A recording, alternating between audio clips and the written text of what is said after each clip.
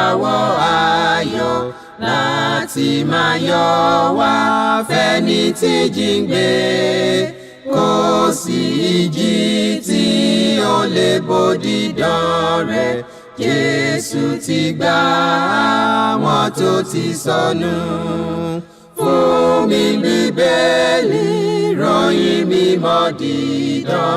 Mọ́lẹ̀ rẹ̀ yóò tọ́ mi lọ́nà tòrò.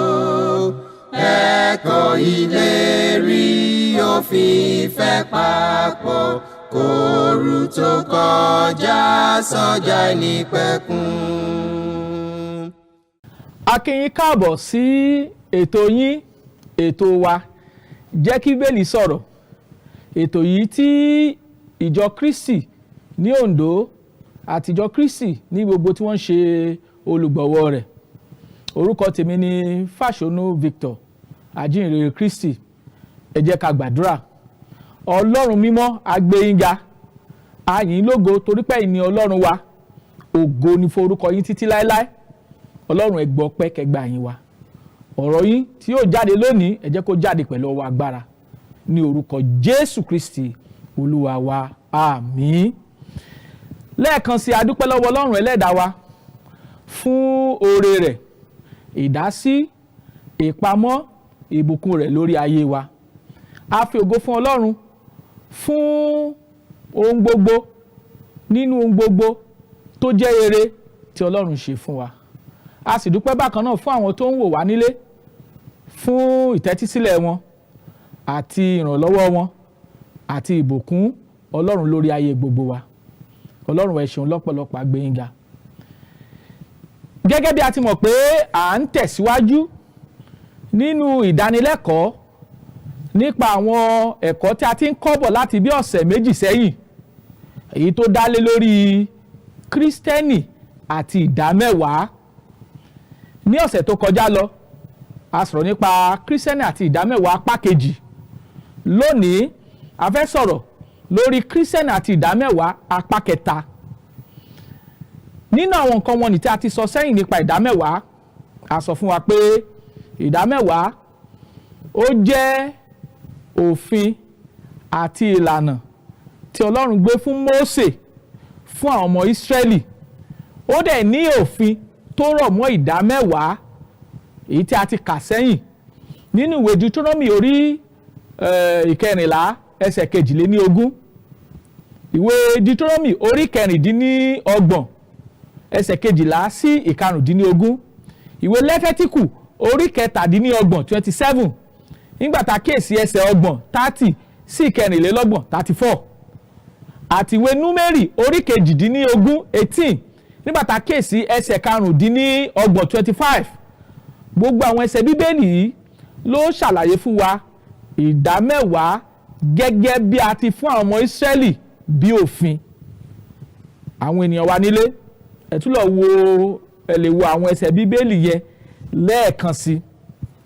Lónìí a fẹ́ sọ̀rọ̀ nípa ìdámẹ́wàá àti Kristiẹni apá kẹta.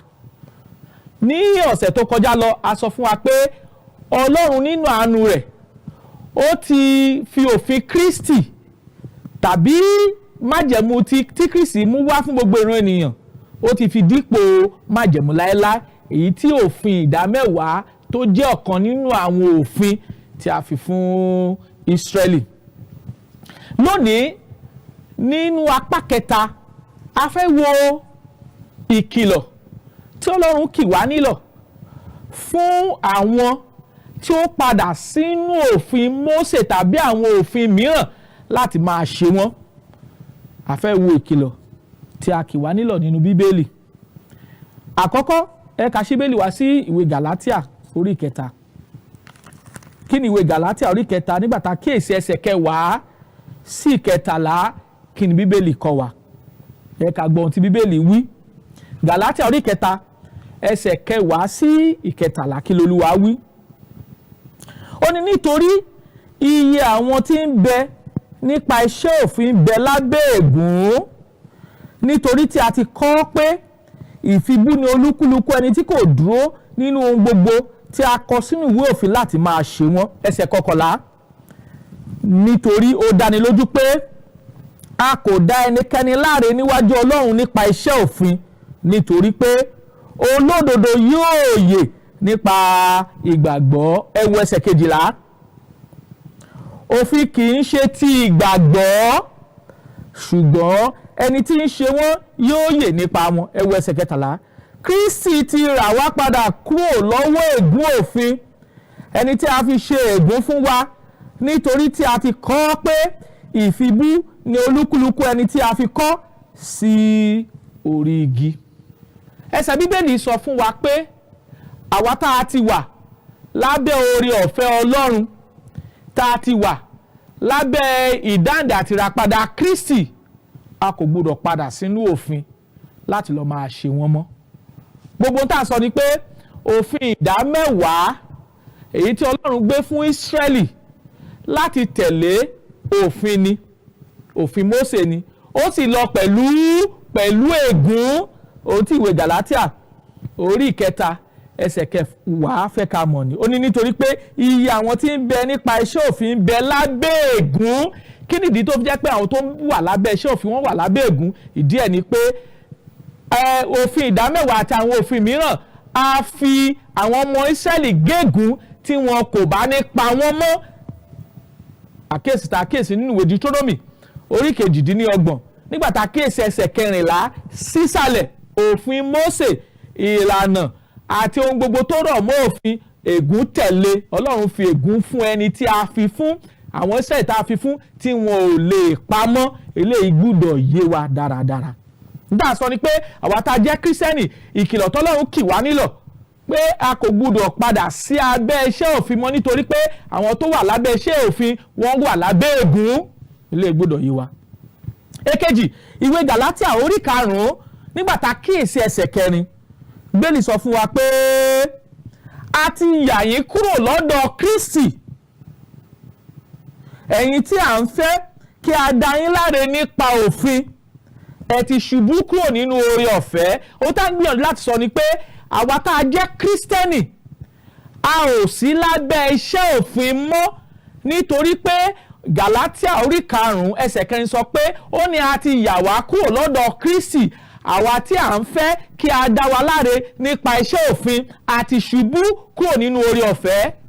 Bí ẹnikẹ́ni tí ó bá jẹ́ Kristiẹni lónìí tó bá tún fẹ́ padà láti lọ máa tẹ̀lé òfin, a sọ fún wa pé a ti yà á kúrò lọ́dọ̀ Kristi. Tá a bá sì ti yàyọ̀ kúrò lọ́dọ̀ Kristi, kí ló túmọ̀ sí? Ó túmọ̀ sí pé kò ní èrè àti ipá àti ìbùkún àti ìyè lọ́dọ̀ Kristi. Ohun tó dẹ̀ lè fà á kí a yà wá kúrò lọ́dọ̀ Kristi, òun ni kí a padà sínú iṣẹ́ òfin láti máa ṣe wọ́n. Ọ̀kan nínú àwọn iṣẹ́ òfin òun ni ìdámẹ́wàá àti ìlànà tó rọ̀ mọ́ ìdámẹ́wàá lábẹ́ iṣẹ́ ẹ̀sìn májẹ̀mú láéláé. Eléyìí gbọ́dọ̀ yé wa. Kí ni Ọlọ́run tún sọ? Ìwé Kólósè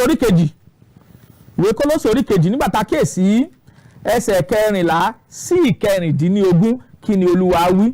Ẹgbọ́n tó Olúwa sọ o. Kólósè orí 2 ẹsẹ̀ 14 sí 15. Ó ní ó sì ti pa ìwé májẹ̀mú nì rẹ́ tí ó lòdì sí wa, tí a kọ nínú òfin. Mo fẹ́ ká máa kíyèsí ọ̀rọ̀ Ọlọ́run yìí, màá tútù kàkà lè gbọ́ dáadáa. Ó ní ó ti pa ìwé májẹ̀mú nì rẹ́ tí ó lòdì sí wa, tí a kọ nínú òfin, èyí tí ó lòdì sí wa, òun ni ó sì ti mú kúrò lójú ọ̀nà, ó sì kàn án mọ́ àgbélébùú. Ẹsẹ̀ 15, ó sì ti já àwọn ìjọba àti agbára kúrò ní ara rẹ̀, ó sì ti dójú tì wọ́n ní gbangba, ó sì ń yọ ayọ̀ ìṣẹ́gun lórí wọn nínú rẹ̀. Ẹ wo ẹsẹ̀ 16. Nítorí náà ẹ má ṣe jẹ́ kí ẹnikẹ́ni ṣe ìdájọ́ yín ní ti jíjẹ tàbí ní ti mímu tàbí ní ti ọjọ́ àsè tàbí oṣù tuntun tàbí ọjọ́ ìsinmi. Àwọn ẹsẹ̀ ọ̀rọ̀ Ọlọ́run yìí ń kì wá nílọ̀ nínú májẹ̀mú tuntun pé a kò gbúdọ̀ padà sí iṣẹ́ ẹ̀sìn májẹ̀mú láéláé, nítorí pé ohun tí a kọ nínú májẹ̀mú láéláé ó lòdì sí wa, a sì ti kàn mọ́ àgbélébùú. Ìkìlọ̀ tí Bíbélì kì wá nílọ̀ nínú ìsìn, nínú ìlànà ẹ̀kọ́ tí a rí nínú májẹ̀mú titun ni pé a kò gbọdọ̀ padà sínú iṣẹ́ ẹ̀sìn májẹ̀mú láéláé gẹ́gẹ́ bí Kristiẹni lónìí. Ìdámẹ́wàá sì jẹ́ ọ̀kan nínú ìlànà àti iṣẹ́ ẹ̀sìn tọ́lọ́run gbélé àwọn ọmọ Ísírẹ́lì lọ́wọ́ láti tẹ̀lé. Àti ìwòwe Gàlátíà orí 3 ẹsẹ̀ 10 sí 13. Àti ìwòwe Gàlátíà orí 5 ẹsẹ̀ 4. A sì ti wo ìwé Kólósè orí 2 ẹsẹ̀ 14 sí ẹsẹ̀ 16. A ní láti béèrè lọ́wọ́ wa. Ní ìgbà tí Kristi wà láyé, ó sọ pé èmi kò wá láti wá pa òfin tàbí àwọn wòlíì run. Ǹjẹ́ Kristi sọ pé òun ò wá sọ pé òfin ò lágbára mọ́ bí ni? Ẹ jẹ́ ká wo ohun tí Bíbélì sọ kí ọ̀rọ̀ Ọlọ́run kí ó lè yé wa dáradára. Ẹ ká padà sí ẹsẹ̀ Bíbélì èyí tí Kristi ti sọ̀rọ̀ pé ẹ má ṣe rò pé èmi wá láti wá pa òfin tàbí àwọn wòlíì run. Èmi kò wá láti wá parun bí kò ṣe láti mú ṣẹ. Ẹsẹ̀ Bíbélì wo ló sọ bẹ́ẹ̀? Ìwé Mátíù orí 5 nígbà tá kíyèsí ẹsẹ̀ 17 kí l'Olúwa wí? Kí l'Olúwa wí? Ẹgbọ́n ohun tí Olúwa sọ. Ó ní ẹ má ṣe rò pé èmi wá láti wá pa òfin tàbí àwọn wòlíì run. Èmi kò wá láti parun bí kò ṣe láti mú ṣẹ. Kí ni Kristi ń sọ níbí yìí fún àwa tí a fẹ́ láti ní òye ọ̀rọ̀ Ọlọ́run? Ohun tí Kristi ń wí nìyí. Kristi ohun méjì ni Kristi sọ pé òun ò wá láti wá parun. Mo fẹ́ ká kíyèsí ẹsẹ̀ Bíbélì náà. Kristi ní òun ò wá láti wá pa òfin tàbí àwọn wòlíì run. Nǹkan méjì ni òfin àti àwọn wòlíì. Kí ni ìtumọ̀ tí ọ̀rọ̀ yìí ń sọ fún wa? Òfin ó jẹ́ ìwé 5 gẹ́gẹ́ bí ẹsẹ̀ Bíbélì ìwé Mátíù orí 5 ẹsẹ̀ 17. Òfin ó jẹ́ ìwé 5 tí Ọlọ́run fún Mósè lórí ọ̀fẹ́ láti kọ.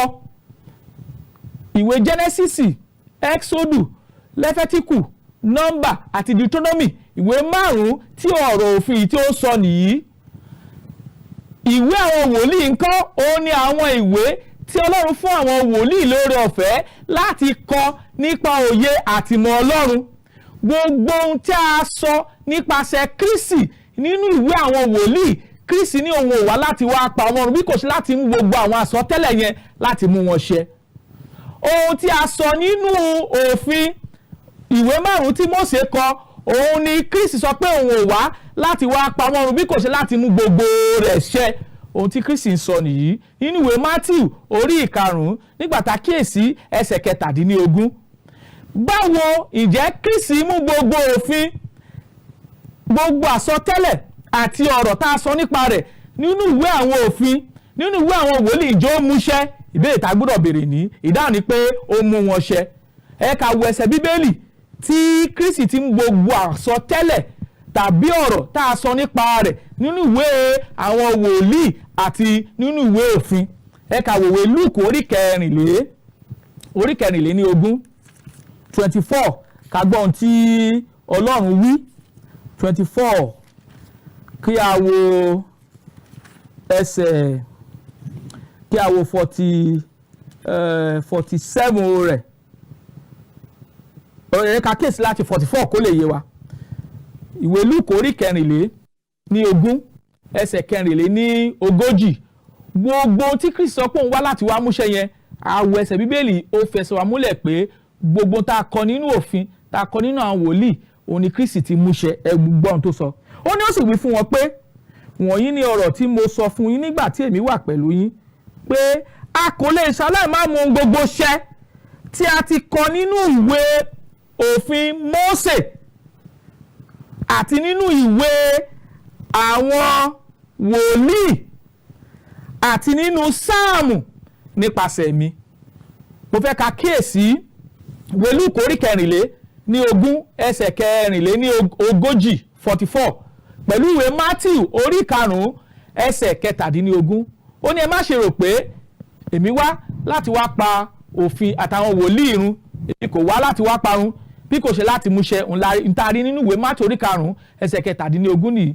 Ìwé Lúùkù orí 14 24 nígbà tá kíyèsí ẹsẹ̀ 40 sọ fún wa pé gbogbo àsọtẹ́lẹ̀ tí a sọ tí a kọ nínú ìwé òfin, tí a kọ nínú ìwé àwọn wòlíì, tí a sì sọ nínú sáàmù, gbogbo rẹ̀ pátá òun ni Kristi ti mú ṣẹ. Ohun tí Kristi sọ nìyí.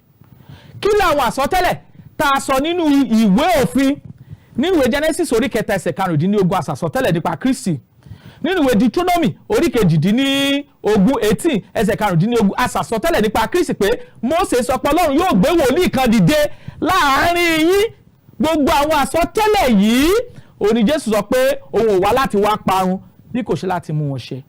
Ohun tí Bíbélì sọ ní nípa ọ̀rọ̀ Kristi pé ẹ má ṣe rò pé èmi wá láti wá pa òfin àtàwọn wòlíì run, èmi kò wá láti wá parun bí kò ṣe láti mú ṣẹ. Ilé ìgbúdọ̀ yé wa. So ìyẹn túmọ̀ sí pé a lè padà sínú òfin Mósè láti máa tẹ̀lé ìlànà àti ẹ̀kọ́ tó wà níbẹ̀ nítorí pé kò sí fún wa. Májẹ̀mú ni májẹ̀mú àtijọ́, májẹ̀mú láéláé àti pátì, a sì ti gbé májẹ̀mú tuntun kalẹ̀ tí ń ṣe májẹ̀mú Kristi. Eléyìí gbọ́dọ̀ yé wa dáradára. Ẹ ká wá ṣàkótán gbogbo tá a ti sọ láti bí ọ̀sẹ̀ bíi 3 sẹ́yìn nípa ìdámẹ́wàá àti Kristiẹni.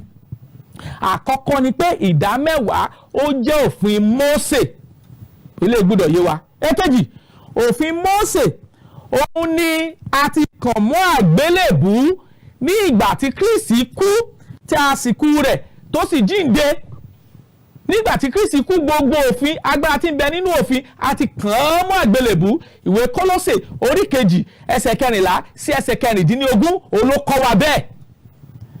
Ìkẹta ni pé Kristiẹni lónìí a ò sí lábẹ́ òfin Mósè bí kò ṣe lábẹ́ òfin Kristi. Báwo la ṣe mọ̀ bẹ́ẹ̀?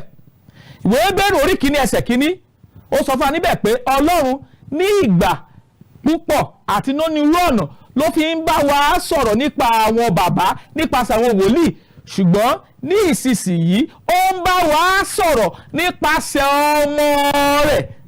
Ta ni ọmọ Ọlọ́run? Jésù Kristi ni. Lónìí Ọlọ́run ń bá wa sọ̀rọ̀ nípasẹ̀ Jésù Kristi. Eléyìí gbọ́dọ̀ yé wa. Kristi ti fún wa lófin, òfin àti ìlànà Kristi òun la lè rí ní májẹ̀mú titun. A dẹ̀ ti ṣàlàyé àwọn ẹni tí Kristiẹni ń ṣe, àwọn tó ń tẹ̀lé Kristi nínú ọ̀rọ̀, nínú ẹ̀kọ́, nínú ìgbé ayé, nínú ìwà wíwù àti nínú ohun gbogbo. A dẹ̀ kì wá nílọ̀ nínú ìwé Gàlátíà orí 5 ẹsẹ̀ 4 pé a ti yà yín kúrò lọ́dọ̀ Kristi, ẹ̀yin tí fẹ́ ká dá yín láre nípa iṣẹ́ òfin, ẹ ti ṣubú kúrò nínú oore ọ̀fẹ́. Ohun tí ìwé Gàlátíà orí 5 ẹsẹ̀ 4 kọ́ wa ni pé a kò gbúdọ̀ padà sínú òfin àti ìlànà Mósè mọ́ nítorí a kò sí lábẹ́ rẹ̀. Ilé gbọ́dọ̀ yé wa.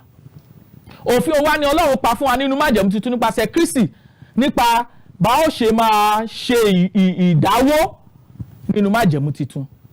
Ẹ̀kọ́ wo làwọn àpọ́sítélì kọ́ wa gẹ́gẹ́ bí ẹ̀kọ́ nípa bá a ṣe máa ṣe ìdáwó àti bá a ṣe máa tọ́jú àwọn tí ń ṣiṣẹ́ fún Ọlọ́run. Kí ni Bíbélì sọ fún wa? Nínú májẹ̀mú tuntun, Kristi kọ́ wa pé a gbọ́dọ̀ fi fún ni. Ohun tá a rí nínú ìwé Lúùkù orí 6 nìyí, mo fẹ́ kí a kà á. Ìwé Lúùkù orí 6 ẹsẹ̀ 42. Ẹ̀kọ́ tí Jésù kọ́ wa nínú májẹ̀mú tuntun ó ní pé a gbọ́dọ̀ fi fún ni.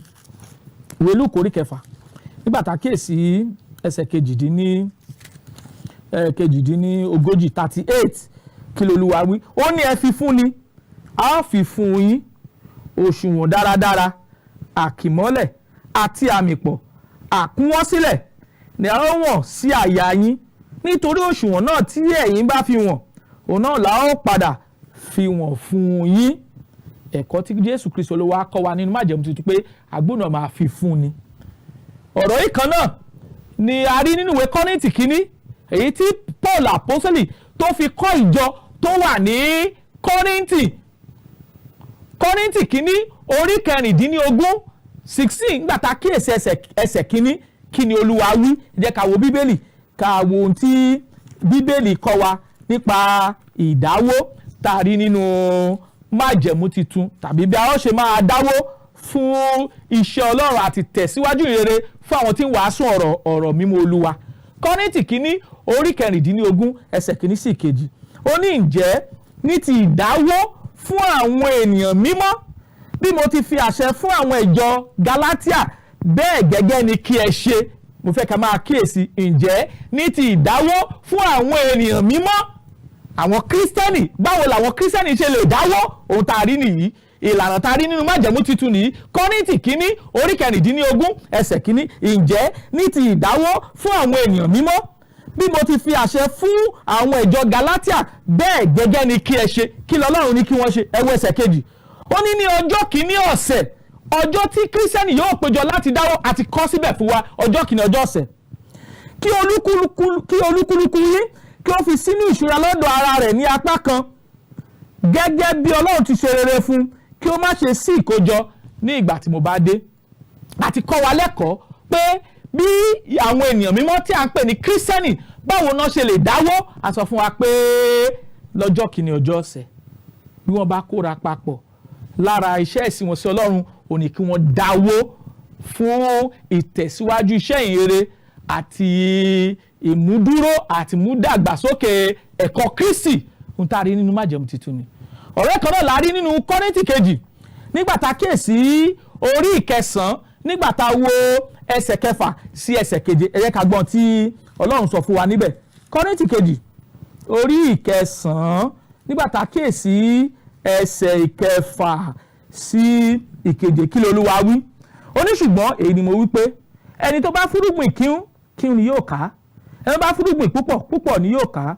Kí olúkúlùkù ènìyàn kí ó ṣe gẹ́gẹ́ bí ó ti pinnu ní ọkàn ara rẹ̀, kì í ṣe àfẹ́kúṣe tàbí aláìgbọ́dọ̀ má ṣe, nítorí Ọlọ́run fẹ́ onínú dídùn ọlọ́rẹ.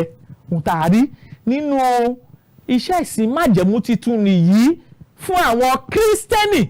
Ìdáwọ́ ní ọjọ́ kìíní ọjọ́ ọ̀sẹ̀ kì í ṣe àfẹ́kúṣe, kì í ṣe aláìgbọ́dọ̀ má ṣe, nítorí Ọlọ́run fẹ́ onínú dídùn ọlọ́rẹ. Kì í ṣe tipátipá, ṣùgbọ́n ohun tá a ṣaláìgbọ́dọ̀ má ṣe ni kí a dáwọ́ fún ìtẹ̀síwájú àti ìlọsíwájú iṣẹ́ Ọlọ́run. Báwo wá ni àwọn oníwàásù rere bí àwa, báwo la ṣe lè, báwo ni Ọlọ́run sọ pé a gbọ́dọ̀ máa tọ́jú àwọn oníwàásù rere Kristi? Kí ni Bíbélì sọ nípa rẹ̀? Ẹ gbọ́ ohun tí ọ̀rọ̀ Ọlọ́run sọ ní májẹ̀mú tuntun, Galatia orí 9. Nígbà tá a kíyèsí ẹsẹ̀ 6, kí ni Bíbélì wí? Kí l'Olúwa wí?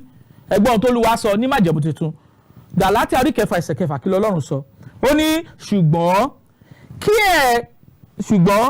kí ẹni tí a ń kọ́ nínú ọ̀rọ̀ náà máa pèsè ohun rere gbogbo fún ẹni tí ń kọ́ni. Àwa tá a jẹ́ oníwàásù rere Kristi, báwo ni a ṣe sọ pé a ó ṣe máa gbé ìgbé ayé àlàáfíà tá a sì máa tẹ̀sọ́ nínú iṣẹ́ Ọlọ́run? Galatia orí 9 ẹsẹ̀ 6 ti sọ fún. Ó ní àwọn tá a ń kọ́ ní ọ̀rọ̀ Ọlọ́run, wọ́n gbọ́dọ̀ máa pèsè ohun rere gbogbo fún àwa tá a ń kọ́ wọn. Bá a ṣe live ni, bá a ṣe gbé nìyí, bá a ṣe gbé ìgbé ayé àlàáfíà lábẹ́ iṣẹ́ ìhìnrere Kristi. Alẹ́túríkà ní ìwé Kọ́ríńtì, nígbà tá a sọ̀rọ̀ nípa ẹni tó bá ń ṣe nídìí pẹpẹ, ó gbọ́dọ̀ ṣe kí ni? Ó gbọ́dọ̀ jẹ nídìí pẹpẹ. Ìgbékalẹ̀ tọ́lọ́run gbé kalẹ̀ nìyí nínú májẹ̀mú titun fún ìdáwọ́ fún ìtẹ̀síwájú iṣẹ́ ìhìnrere.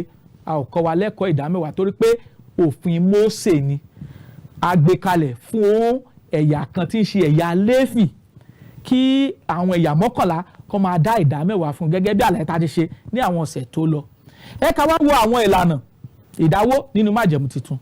Ìlànà àkọ́kọ́ ni pé ìdáwọ́ a gbọ́dọ̀ ṣe lọ́jọ́ kìíní ọjọ́ ọ̀sẹ̀, gẹ́gẹ́ bí ohun tá a rí nínú ìwé Kọ́ríńtì kìíní orí 16 ẹsẹ̀ 1 sí 2.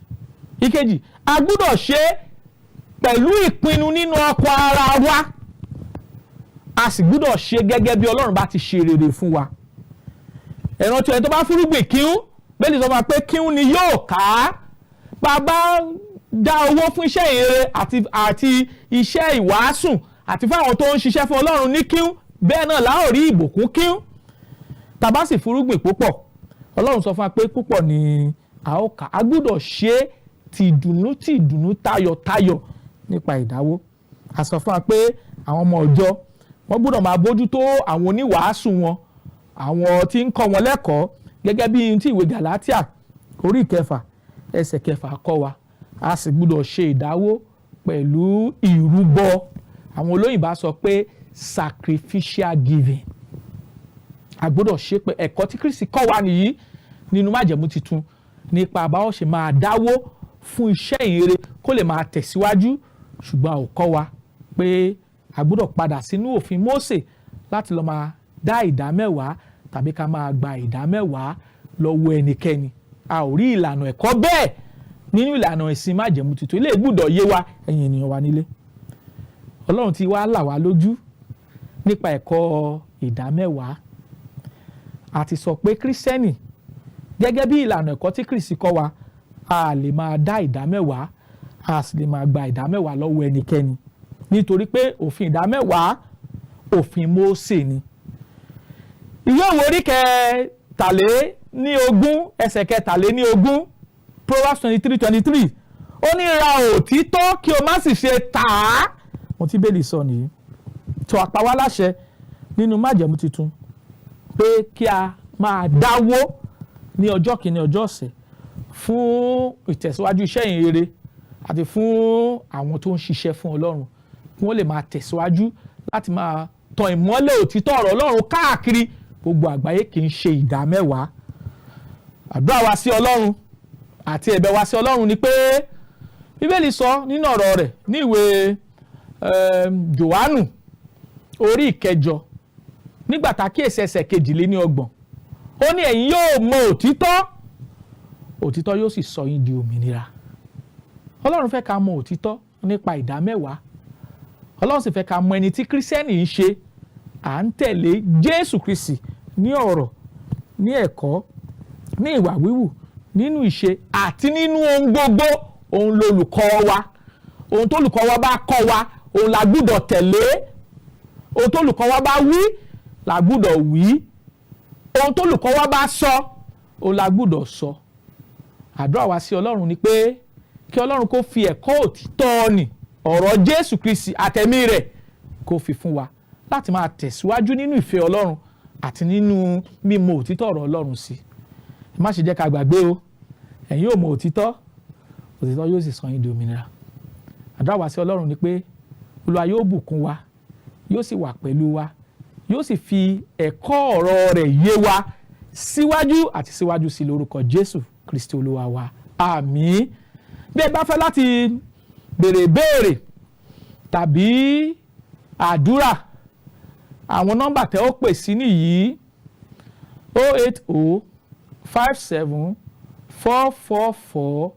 08057444902 tàbí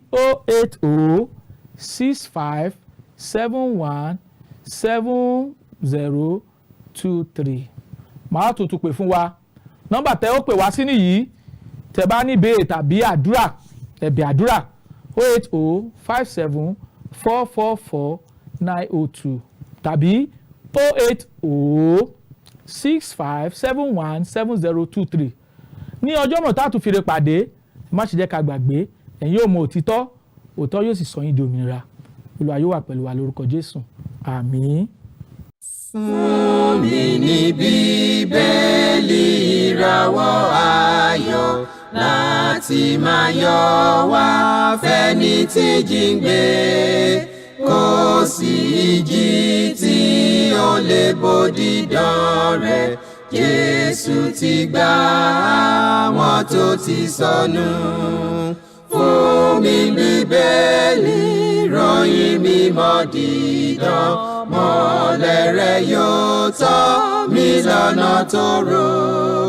Ẹ̀kọ́ ìlérí òfin ìfẹ́ papọ̀. Kóru tó kọjá sọ́jà ìnípẹ̀kun.